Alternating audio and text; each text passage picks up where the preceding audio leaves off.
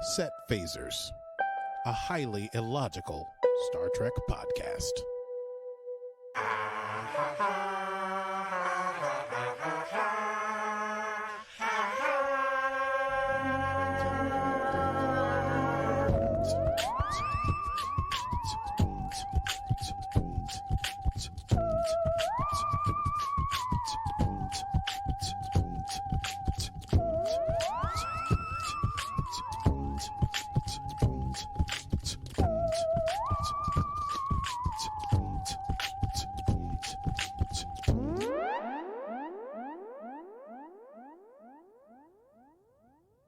Well, hello, Archie. And hello, Stevie. How we doing? I'm doing well, thank you. Happy Friday to you. Happy New Trek Week to you. Happy New Trek Week to you. Yes, we are here. Today's stardate is Stardate 143123.2. and we are discussing Discovery, Season 4, Episode 3, entitled Choose to Live. Choose to live. Choose to live. Oh, also, this is our show. We should say that our show is now. Yes, it is. It's called Set Phasers. It's a highly illogical Star Trek podcast, and you are here with us now. Yeah, you are. Lucky are. ducks. Yeah, hello. And if you're, hey, listen, we don't like to brag, but if you're one of our Patreons, you're watching live, and I'm so sorry for how I look, but it can't be helped. It's just what my face is like. I like your face. Is that the Virgin Mary behind you? I'm not sure. I don't know. What is that behind you? It's some sort of saint. I'm not sure. I have no There's idea. a saint. Okay. I'm in Well, my if you are a childhood home. patron, Yes. if you are a patron of ours, you can watch us live running it down. Only at, and Archie dancing, of course, which he is doing now, distracting me at patreon.com/setphasers, and you can become a patron of ours to get behind the scenes access, exclusive early access to episodes and more. So please do join us at patreon.com/setphasers. That's a tongue twister. Killer-Romulan-Nun. Yeah, we're about to get into it. Also, I have in my notes here that we have another Patreon subscriber watch party coming up on the 12th of December, if I'm not mistaken. That is correct. Yes, and we haven't picked an episode yet, I don't think. We're going to have to see what Netflix will allow us to watch, basically. Or we could do Amazon too. No, I think most We're people trying to said they've figure got that out. Prime. Oh, nice. Yeah, okay, well, we're figuring. we're going to figure it out. We're going to have a party. So, hey, listen, you sign up before the 12th, you get invited to the watch party. It's a Sunday afternoon, and all we do is talk nerdy things and watch Star Trek. Yeah, it's a good time. It's a good. We just. I shut my wife out and I go into my little office cave and we do this. It's great. Yeah, I shut my imaginary wife out and go into my just into my normal room. I don't leave the room. I just nothing changes for me. I'm just watching Trek with people, but we'd love to see you there. That's all. Well, we've got a great episode that came out this week. Some heavy stuff going down. I think maybe we should just run it down. Let's run it down. It's time to run it down. Can you run it down for me? Tell me what just happened. Can you run it down for me? Okay, let's get into it here. So far in season 4, what we've discovered is that there's a 5 light-year wide space anomaly that's eating up planetary systems like a hungry hippo. And that's a situation we're trying to deal with, and there's a lot of interpersonal stuff going on. But some of the good news from last season is that there's plenty of dilithium, and now that Starfleet and the Federation are back, they're trying to deliver dilithium to planets in need. And so we begin this episode on the USS Credence, and there's a first officer, and they're getting ready to deliver some dilithium to some planet, but when they let their shields down, there's an intruder alert, and they're attacked by the aforementioned Killer-Romulan-Warrior-Nuns, a.k.a. the Qowat Milat, who are there to steal their dilithium. The first officer fights and is killed, even though the Qowat Milat in charge says choose to live. He chooses to fight, and he dies, which, you know what? We can chat about it when we chat about it, but I feel like, Starfleet would understand if he was like, I didn't want to possibly die for this, just a commodity. You know what I mean? But Yeah, I whatever. hear that. He decides to be a hero. He dies, and it causes a big stink because apparently there have been thefts by this same Qowat Milat sister, who is Sister Javini. But this is the first time she's killed someone, apparently. So a council is called. It's the president of Navarre. It's the president of the Federation, Michael, Admiral Vance, and also a representative of the Qowat Milat, none other than Michael's mother, known as Dr. B, Dr. Burnham, DRB. The notorious DRB is back on this episode, so that's wonderful. They had coordinates in that dilithium. Another reason why, in hindsight, I feel like that first officer should have stood down. But so they know where Javini must have gone. They know where this dilithium must have gone, and they want to pursue the matter. However, it's very sensitive time. Navarre has yet to join the Federation. President Rillick wants them to join the Federation, but it's this Qowat Milat sister has killed a Starfleet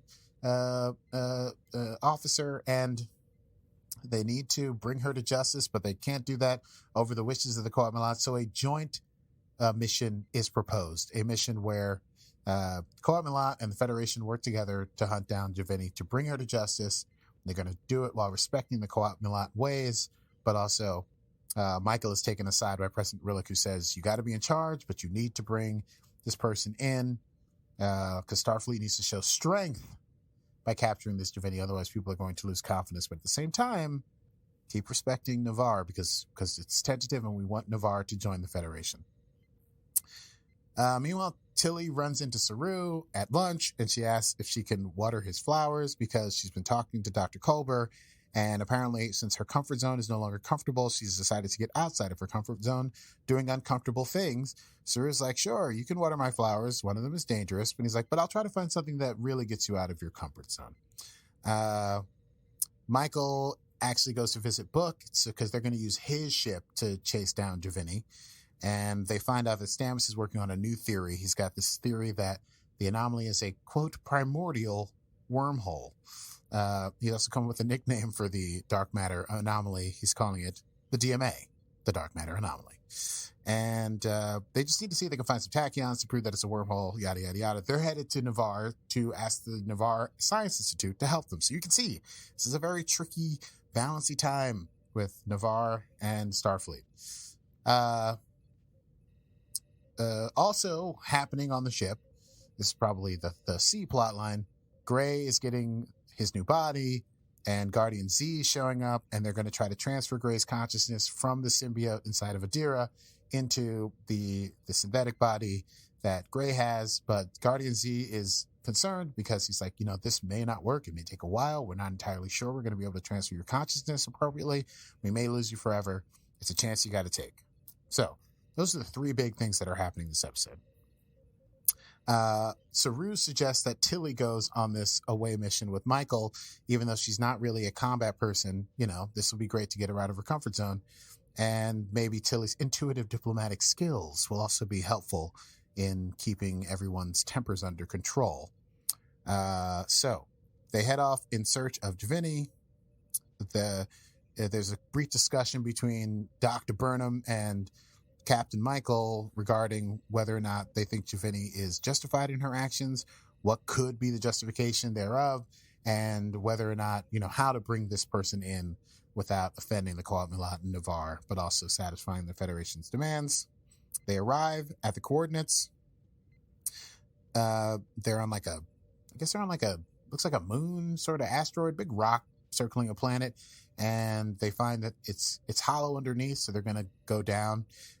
Dr. B is like, you can't go with your phasers because you got to do this the Qowat Milat way. So they give Tilly and Michael swords just in time for intruders to attack the ship. And there's some fighting. And guess who shows up? Javini. And there's another Qowat Milat. So there's two Qowat Milat. There's Michael's mother and an unnamed Qowat Milat whose name we so didn't. She's such a red shirt that at no point did anyone say, Tanya, replace the EPS jingle jangles. They were just like, your job is to show up and die. And she does get killed by Javini. That's it. End of story. Super red shirt moment. Do we have a red shirt moment thing? I don't think we do. No, you need to make one. No, you're right. What would No. it be? We don't need to.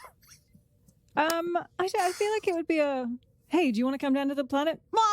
Or something like that. What would it be? It I would don't be know. like, I'm so glad to be on this away mission. Yes. Eyes, look your last.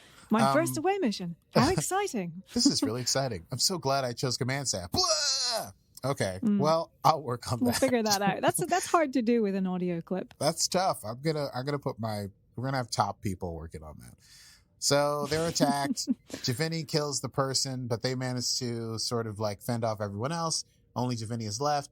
She basically says, because Javini is the one who nursed Michael's mother back to health when Michael's mother arrived in the future, sick from time sickness or whatever, and weak and without a place to go and not knowing whether anyone will be able to follow. So there's a connection there. And so, Dr. B wants to save Javini. So Javini says, if you leave now, you can live, but if you follow me, your lives are forfeit. And of course, Michael, Tilly, and Dr. B decide they're going to follow. Meanwhile, they're able to get Gray Tal's consciousness out of the Tal symbiote, and maybe they're putting the whole Tal symbiote's consciousness into Gray. I didn't understand whether or not Adira is no longer a host or what's happening there. I guess that'll be explained in the future. The science eluded me, I think. It's not science. And it was all a bit fuzzy anyway. Yes, very, very fuzzy science. Anyway, they're able to get the unjoining, but the consciousness is not yet being sensed within Gray's body, and they'll have to wait. Oh, by the way, remember we couldn't remember the name of the doctor who is the other doctor other than Culber? Well, in capital letters, Dr. Pollard is the other doctor on the ship. The one who I feel like if Culber becomes like, okay, this is chat stuff. Anyway, her name's Dr. Pollard. Michael, Tilly, and Dr. B, they zoom into the cavern. The cavern looks like a crypt. There's like a dead alien there, a species they've never seen before. It looks like the graves have been robbed. Javini's cloak is over one of these unnamed species. The dilithium has been activated. They find out it's not a tomb. It's not an asteroid. It's a ship. And so they go looking for the reactor. Tilly takes out the reactor, and then Michael says, okay, power it down, and then stay here as bait for a trap to get Javini. Meanwhile, Stamets and Book go down to Navarre to work with the Navarre Institute on figuring out whether or not this could be a primordial wormhole. The Navarrians? Any thoughts on that? Just yes. the Navarre? Well, aren't they Vulcan? It's But very they're not confusing. Vulcan. They're conjoined Vulcan, Romulan. In Oh, that that's episode right. last season, I there's like forget. Romulans, Vulcans, and then people who are like mixed. That's And I right. forget what they're called. So I don't know. Well, yeah, I guess they're the Navarians. I'm going to call them Navarrians until someone We're says corrected. they are the Navarre. Or they whatever. could. I mean, they could well be the Navarre. We are the Navarre. I The am Navarre. Navarre. The Navarre. I don't know. I am Navarre. Yeah. From Navarre. I am Navarre, far from Navarre. You like that? That's a nice vocal warm-up. Obviously, I just came up with that. Anyway, the Navarrians, scientists, enter a state of deep meditation, which obviously Stamets finds deeply frustrating, but they're supposed to be working on the problem to see if there's any tachyon radiation, which could prove that this is a wormhole, because it's the only requisite item that is missing from the data, and maybe it's in there somewhere. Adira is really worried about Gray, because Gray still hasn't come out of the limbo that they're in. And Saru and Culber have a conversation where Saru acknowledges that Culber is doing like a billion things on the ship, and he's trying to do them well, and it can be very hard. And Adira goes to see Gray's body and speaks to the body, but also maybe the consciousness that's trying to work its way through the body, and takes Gray's hand and says they can lead them back into the body. Back to our main plot line. Javini finds Tilly, and then Dr. B and Michael beam in. There's a big fight. Dr. B's like, I got this. Javini and Dr. B fight. Javini gets the upper hand, holds a knife to Dr. B's neck. She orders Tilly to repair the dilithium reactor. Michael, realizing what is going on here with the ship, these, after speaking to Juveni for a second, these are Abronians. There was their star went supernova. Their biomatter has concentrations of what's it called? Latinum. Remember, latinum is like more precious than gold. And so that's why people were robbing their, quote, graves, but they're not graves. They're cryostasis chambers. And apparently something is wrong with the cryostasis because these people were supposed to wake up a long time ago and go to the planet that they're circling. And the reason that Juveni was stealing dilithium is because Juveni needed to power the reactor to move this ship away from the planet in case the anomaly, which is eating up star systems, comes here to eat this planet, because she has taken on their cause as a hopeless cause, one that she will fight to the end. So she gives Michael enough time to try and fix the cryo chambers before Tilly fixes the reactor to maybe help defuse the situation, and then the quest can be at an end. Meanwhile, on Navarre, Stamets has proven his theory is unproven because they cannot find any tachyon radiation. They try one last ditch effort.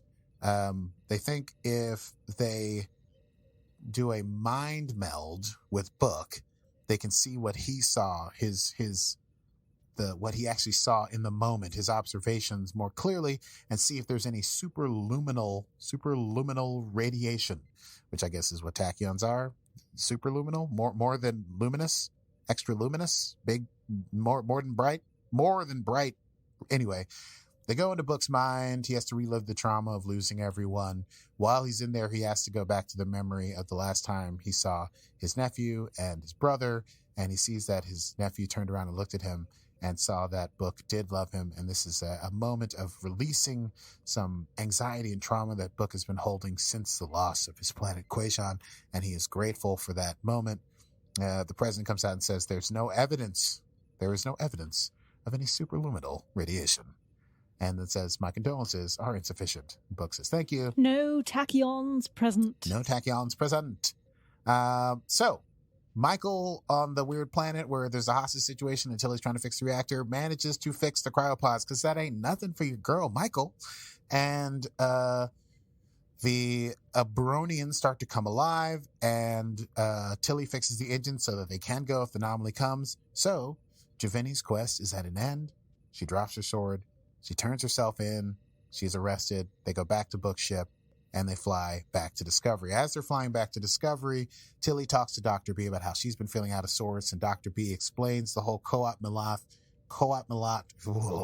the Killer-Romulan-Warrior-Nun theory of paths, this idea of choosing a path, and the path is choosing to live, and sometimes a path ends, as Juveni's did, and the next path is what the next path has to be, and that in order to find it, you have to be willing to look into yourself with, quote, absolute candor.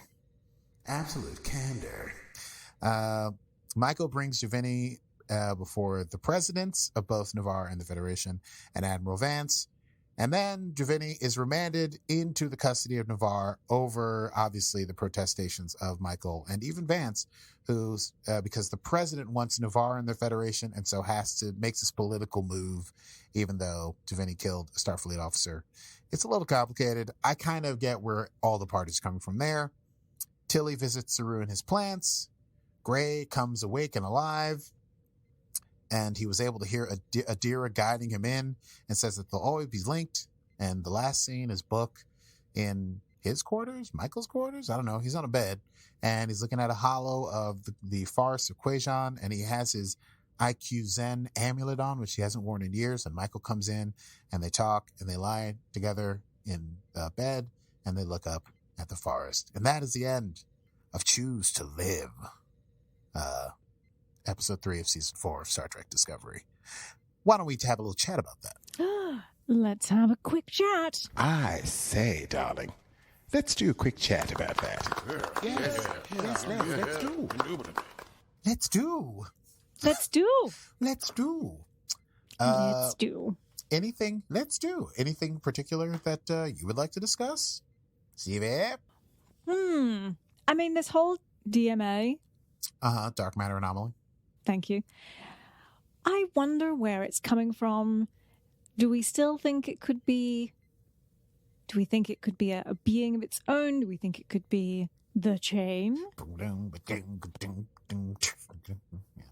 I don't know why I did that, because that was not the sound. But yeah, so I'm still a little confused. I was really glad that Book got some closure. Yeah, Thought that yeah. was really nice. Mhm. And, you know, one thing I really liked about the episode, just as a one thought before we continue with deeper chat, Mhm. at the end, well, not, it wasn't quite the end, when Michael and Tilly looked at the alien species that were, you know, coming to life and leaving Yeah.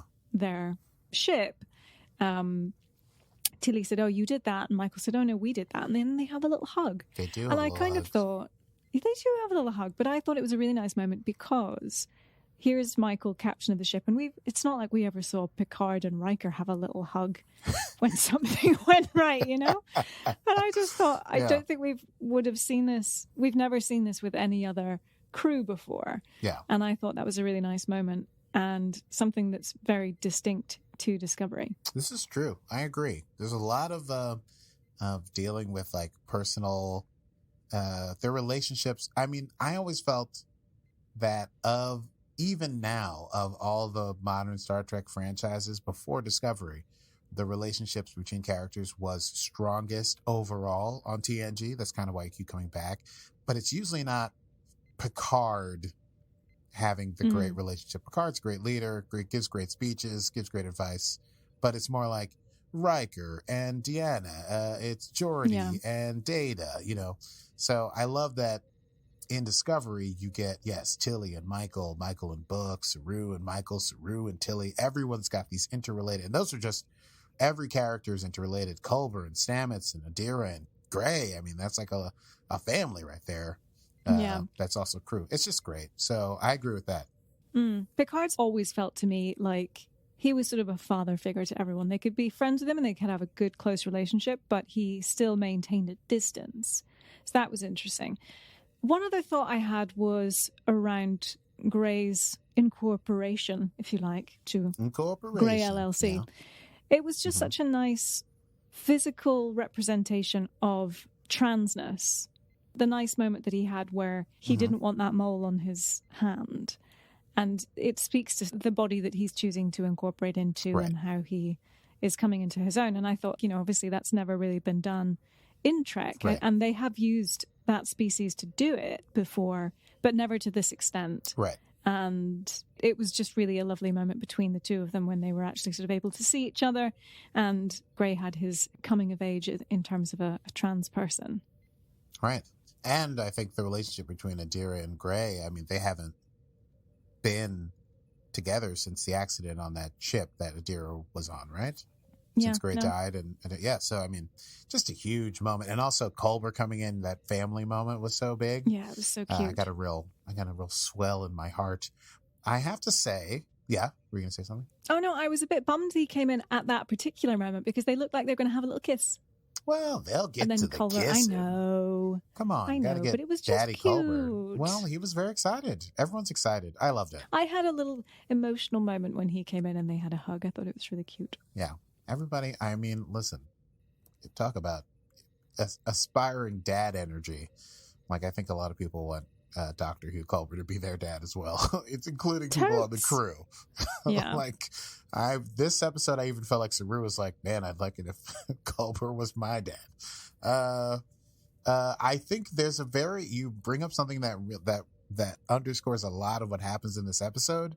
And I love that the title works in this way. This idea of choosing to live, life and choice are very much a part of the quandaries everyone has in this episode, from Tilly's trying to choose what her next path is, to Gray's choice of a body and literally to live, to the Qowat Milat obviously choosing to live. And then we find out that the longer phrase is, this is the end of your current path, or whatever it is. Choose to live. I forgot. Did I write it down? The path you are on is at an end. Please choose to live. And then also Michael and Book have that moment at the end, and Book has, chosen to, he says something to the effect of like, if I don't open myself up to the grief, then I'll lose all the other memories of how special it is to be alive. So I love that union of all the elements of the story of this episode. I thought that was very sweet.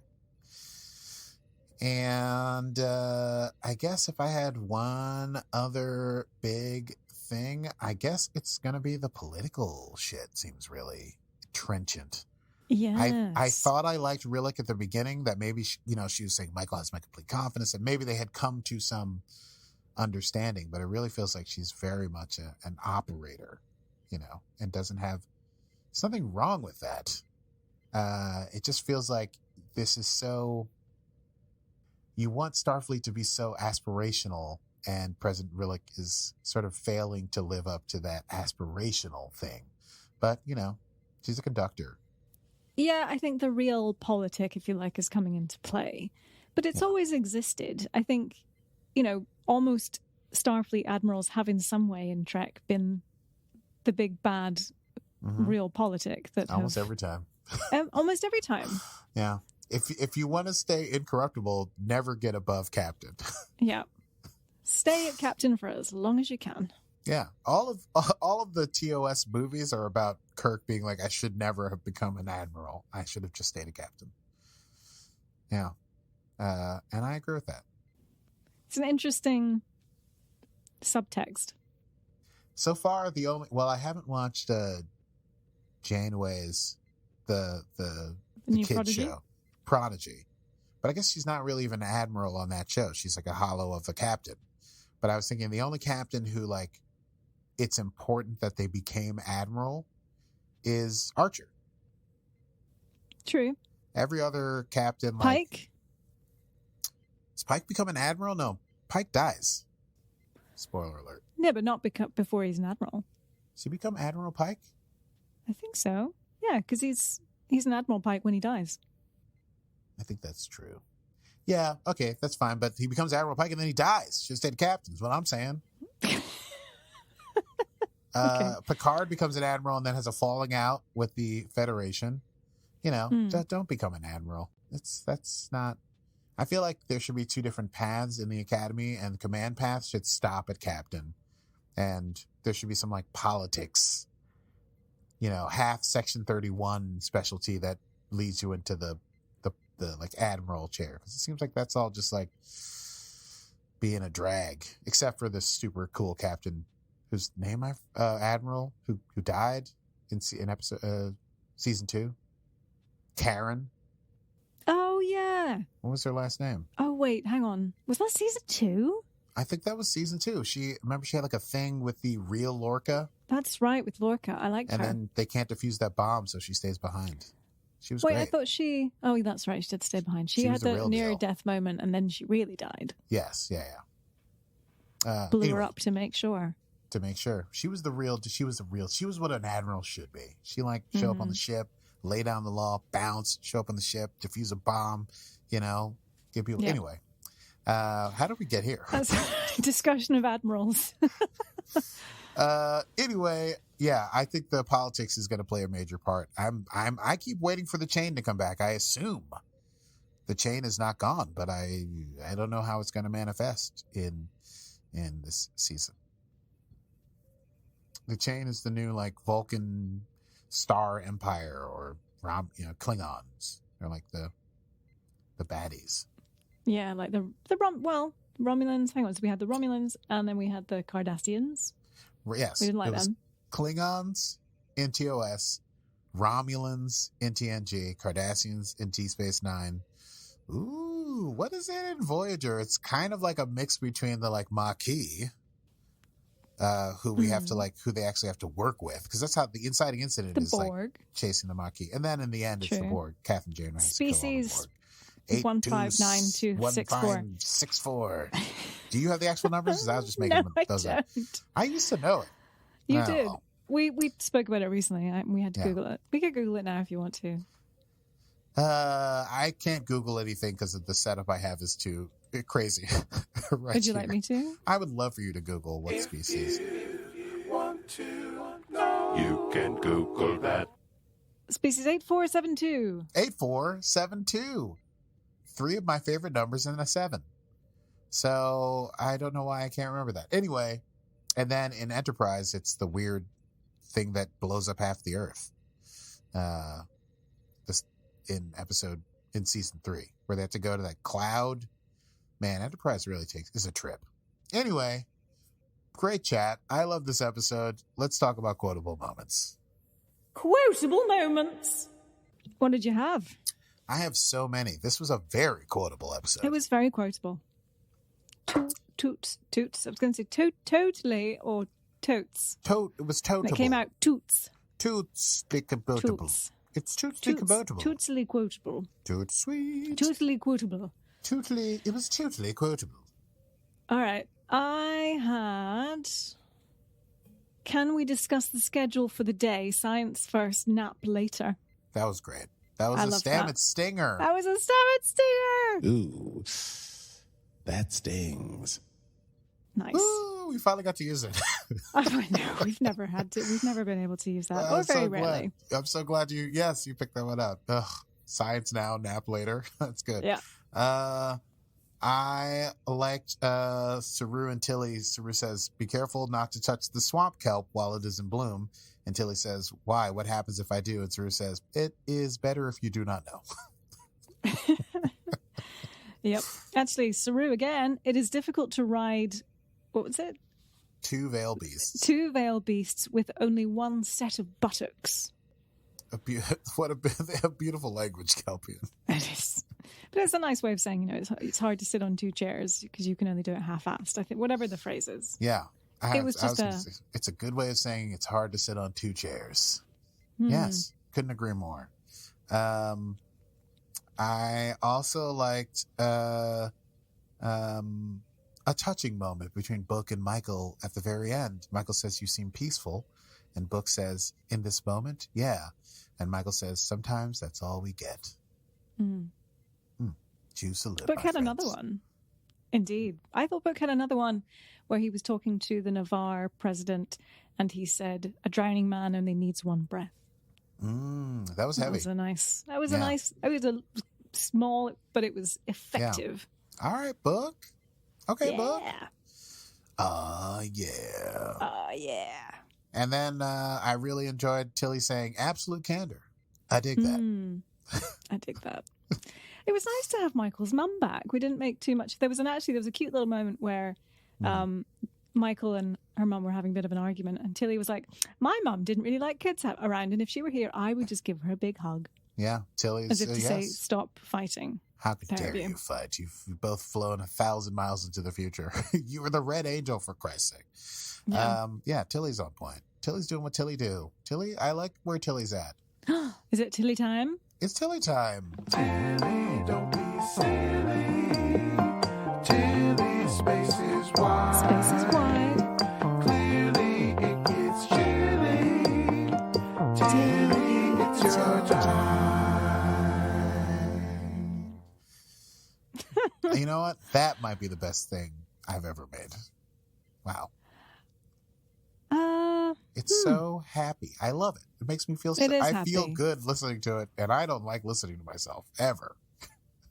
I always love the rundown and Google. Well, Google's great because it feels like it's for a game show. You can Google that. It's probably the lowest I've ever managed to do it. It's also whatever it is the lowest I can possibly say. Oh, good Lord. I think we have gone on long enough, don't we you? have gone, yes. Let's hit next time. Next time on Set Phasers. Yes, next time on Set Phasers, we'll be discussing episode 4 of season 4 of Star Trek Discovery. And the title I looked up the title, as I always do when I can. It is All is Possible. All is possible. Possible. I'll try and do an effect on that. Yes. Well, thank you so much, dear listeners, for joining us. We are Set Phasers, a highly logical Star Trek podcast. You can find us wherever you get your podcasts. Just search Set Phasers. And Aki, where do they go if they want to join the Patreon? If you want to go to the join the Patreon, listen, if you want to support us, patronize us even, we can take it. You can go to patreon.com/setphasers. And there's a couple cool things up there. And if you are part of it, you'll see me dancing right now. Yes, Aki and the dancing. Don't forget, we have our Netflix watch party / telly party Sunday, the 12th of December. So if you do want to join us for that and watch Trek with other nerds just like us and us, then go to our Patreon and sign up, and we will allow you to do so. And anything else? Aki, Well, we should mention that we put out new episodes every Monday. That's true. You can find them wherever you get your podcasts at Phasers. We've reviewed so many seasons of. There's so many back episodes. You could spend a month listening to our mellifluous voices discussing You could. a future of joy and happiness. Indeed. Well, enough of all this guff. Computer, I think it's time to go. But until next time, I am Stevie Mans. And I am no qualitative evidence of superluminous radiation. And this is Set Phasers, a highly illogical Star Trek podcast. Computer. End program.